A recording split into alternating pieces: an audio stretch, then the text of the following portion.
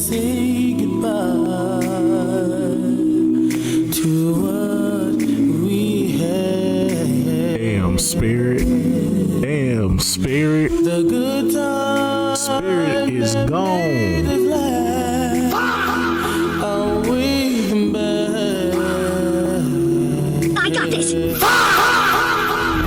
I thought we could. Spirit is gone, children. Forever, but forever It's over. It's so hard to say goodbye. Spirit is gone. To yesterday.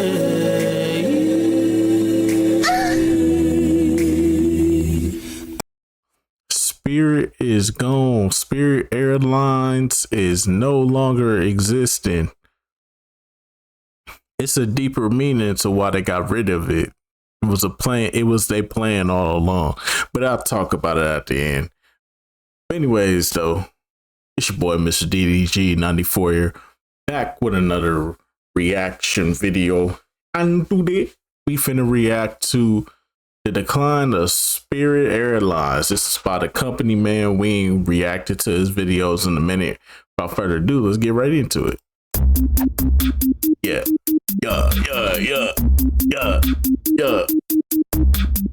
Spirit Airlines is shutting down. It is almost hard to believe that those signature yellow planes just won't be around anymore. The final Spirit flight flew from Detroit to Dallas, landing just after midnight on May 2nd, likely marking the end of what might be the most infamous airline to ever exist. More on that later, but 17,000 people have lost their jobs and tens of thousands of travelers have been left stranded. If you go to their website, you will find an announcement that reads, "It is with great disappointment that on May 2nd, 2026, Spirit Airlines started an orderly wind down of our operations effective immediately. To our guests, all flights have been canceled and customer service is no longer available. We are proud of the impact of our ultra low cost." Well, did you at least give people their refund? At the bare minimum, give people their refund, dog. Don't just close the doors on them.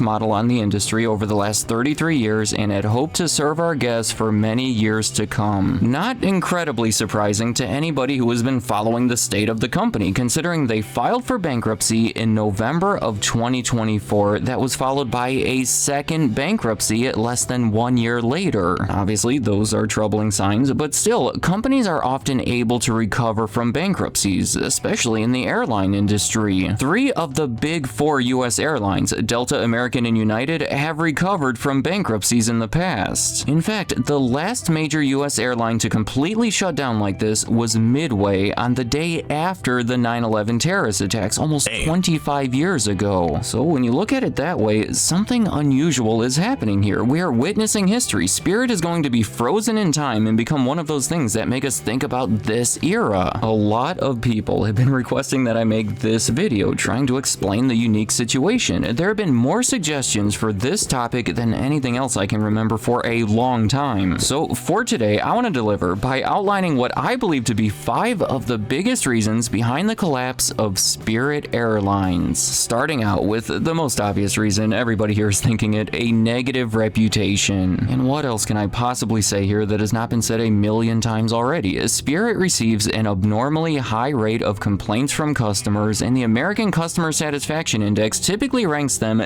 dead last among other major airlines. Hey, you get what you pay for. Say what you want, but you get what you pay for.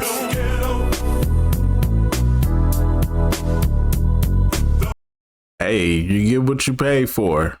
You might expect with ratings like that, they become the subject of numerous jokes, either from late-night comedians or people having fun on the internet. Seriously, just go down to the comment section and you will see what I'm talking about. In 2022, I even made a video focusing on why they are so hated, so I recommend that video if you want to hear more details, but here's a quick summary. See, the company has roots going back to the 1960s as a trucking operation, evolved into a small airline in the 1990s, but failed to gain much traction until the mid-2000s when Ben Baldanza became CEO and unapologetically started implementing a low-price strategy. It was in a major way. Their business model became centered around extremely low ticket prices made possible mostly by unbundling everything that people used to expect to automatically come with their ticket. Do you know what I mean? The ticket itself would be attractively cheap, but if you want to pick your seat, order any food or beverages, bring a carry-on bag, anything along those lines, it would cost extra, allowing customers to pay for only what they want, which is cool, but at the same time providing a very basic and often uncomfortable flight. I would argue that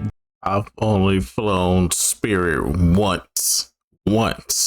Spirit was flown by me once.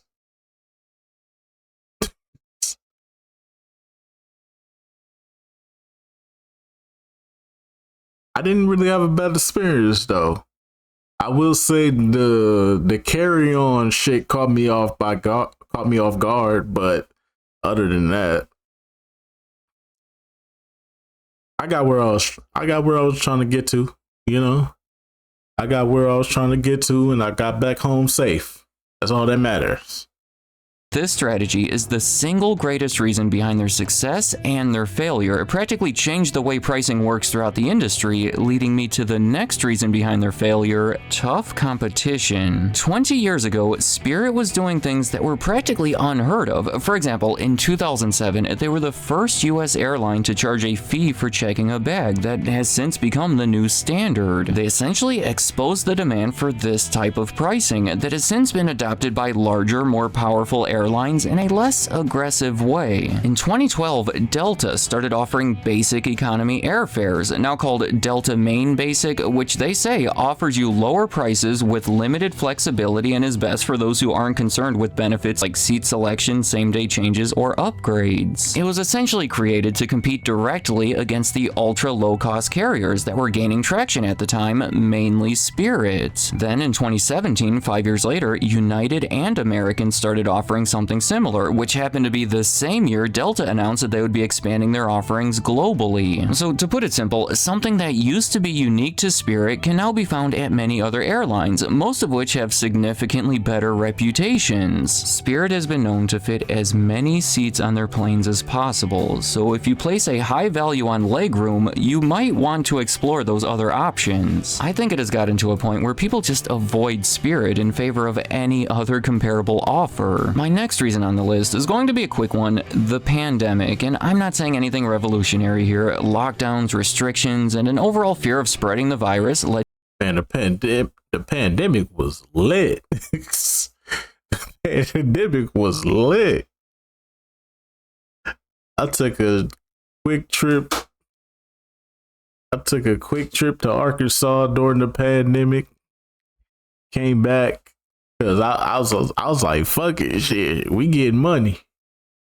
We getting money out here, boy. We was getting money. The pandemic, that's what they call it. That's what the kids call it. The pandemic. We was just getting money. I was taking flights was like, I think my flight was like $52. I was like, bet.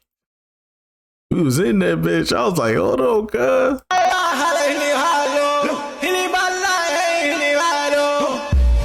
We getting there at money. We getting there at money. Holla, she get holla, it falla. Many holla, she ain't my life. We getting there at money. We getting there at money. Hey, we was lit. That was some lit times, boy. 2020, 2021.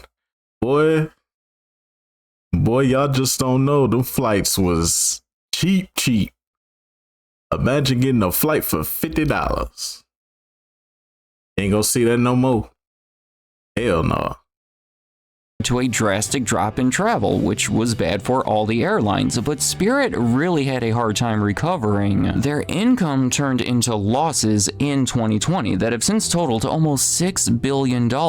If you had invested $100 in Spirit at the end of 2019, shortly before the start of the pandemic, it would have been down to less than $1 5 years later, which is not only worse than the rest of the stock market, but worse than the rest of their industry. And of course, a lot of it does have to do with the reasons I already mentioned, but the situation has been complicated by unexpected, extra costs, which is the next reason on my list. Due to engine issues, dozens of their planes had to be grounded for extended periods for inspections and repairs, which has impacted their revenue, their efficiency, and is commonly cited as a factor behind their bankruptcies. Their cost of labor has been rising, a lot of it stemming from the industry-wide shortage of pilots. Fuel costs have just about doubled in the months following the start of the war with Iran. They got gas going down now. $1 million in incremental costs in March and April alone, which they believe is the most immediate reason behind their recent shutdown. By the way, fuel and labor have traditionally been the most expensive parts of keeping the business running, combining for about 55% of their operational costs in 2025. So when your biggest expenses become even bigger, that can be an issue and make it difficult to turn a profit, which is what we have been seeing. At that point, you almost have to borrow money to cover these costs, which leads to more costs in the form of interest expense, which can be a lot to overcome for a company with a reputation like this that many people have been aggressively avoiding. Remember, Spirit is known for low prices. That is about what they have to offer, and if their expenses become too high to be able to deliver that, well, there is just not much of a business there anymore. Also, inflation has left people with less money to spend on fun activities like vacations, and since Spirit relies heavily on people traveling for leisure, this has been yet another issue for them. People traveling for work tend to use bigger airlines that have more attractive loyalty programs for frequent flyers, leaving Spirit more reliant on a group of people that are simply not traveling as much right now. Going back to the list, my final reason behind the collapse of Spirit Airlines is multiple rescue attempts. In 2022, there were months of negotiations for Spirit to be acquired by Frontier Airlines, which, at least on the surface, seemed like a promising deal, joining together two of the biggest ultra-low-cost carriers in the U.S.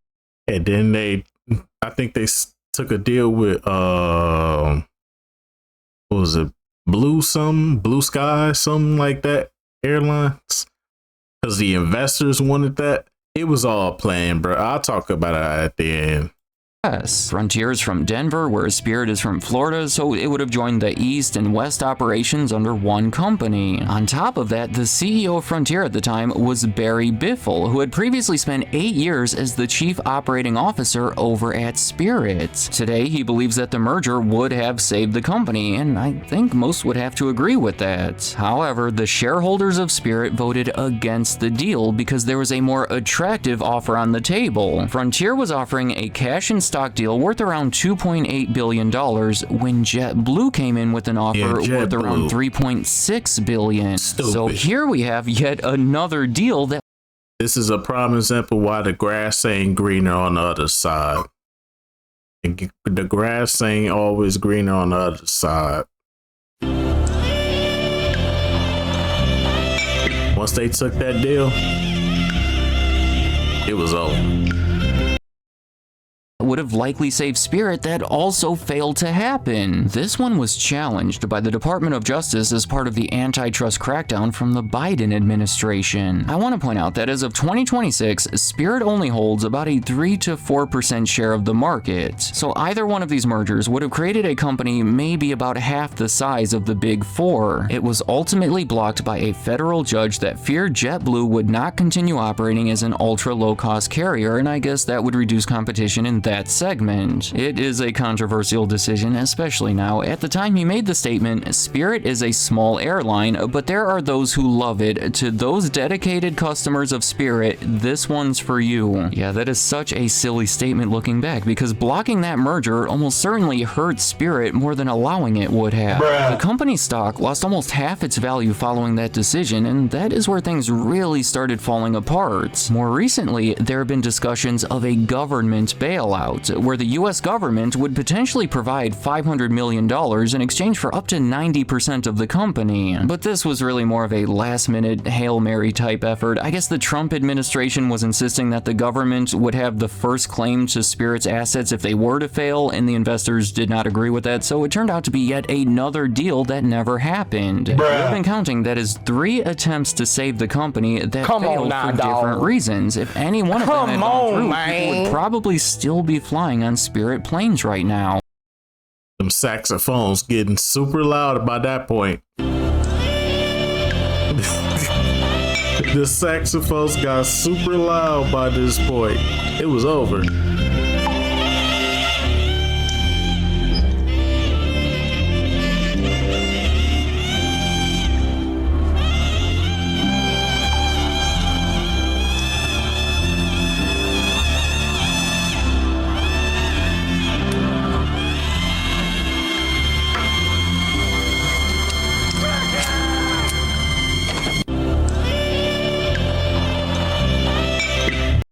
Saxophones was playing.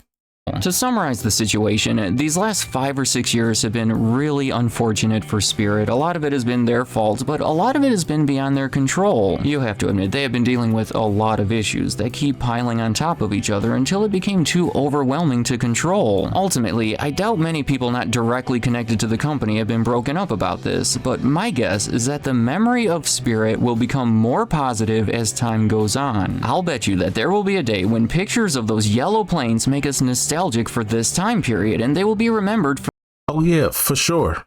the changes that they sparked in the industry. Or maybe not, I don't know. I just think there's some stuff to respect here, and I just hope it doesn't go completely overlooked. Let me know in the comments, what are your thoughts about Spirit? Are you happy? Let me be for real with you, brother. This was all part of the elaborate scheme for them to raise the prices to exorbitant amounts. You think about it. Can't go to a basketball game. You can't go to a wrestling event. You can't even go to a concert no more without paying damn near your whole rent, half of your rent, your whole paycheck. Imagine working at Amazon or Guatemala. Imagine working at these places and you can't afford to go have some fun on your off day. You can't go to that Beyonce concert. You can't go to that Chris Brown and Usher concert. You can't go to that basketball game. Your team in the playoffs right now, and you just want to see them play. You can't afford them tickets.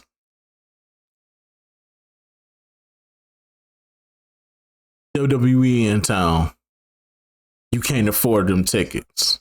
What you think the airlines finna do? Spirit was part of the elaborate scheme. It was another way to take away something that was cost conscientious to the consumers, the regular folk. You know what I'm saying? They basically made another way to take away something from the people that can barely afford shit as is. It's a goddamn shame, bro. So basically what they did was they was like, nah, Spirit can't succeed by any means of the imagination. If we let Spirit succeed, they gonna always have a way to get to. They don't want us in their areas no more. They don't want us at the airports. They don't want us sitting next to them in the planes. They don't want us sitting next to them in the arenas. They don't even want us in the grocery stores no more. They don't want us pumping gas next to them no more. They making it obvious, bruh. They make it everything so expensive because they don't want us around them. When they pop out, and by them folks, I mean the upper class. When they pop out, they don't want to see the lower class. They don't want to see the common folks. They're like, oh, I got 100,000. I got $500,000 in my bank account. Meanwhile, I'm sitting next in line behind somebody that make minimum wage. Fuck out of here. It's what it is, bro. They doing this shit on purpose, man. It's deeper than what y'all think. Y'all think they got rid of Spirit. Don't joke about it. Understand. You won't be able to afford plane tickets going forward. They about to raise the fuck out of them.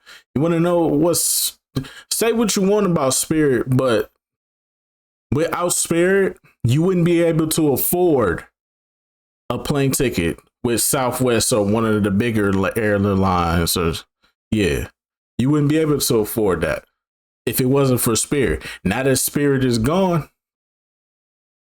you think gonna happen now? Now they don't have to compete with them no more. Now that they don't have to compete with them no more, guess what? Raise the prices, make everything super expensive.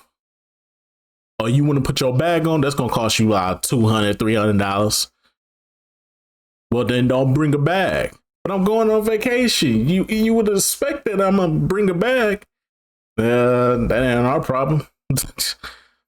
So now you gotta come on there with a little ass book bag with probably like one or two outfits just to fit up in there, just so you could be like, oh, it's not a carry-on, it's my bag.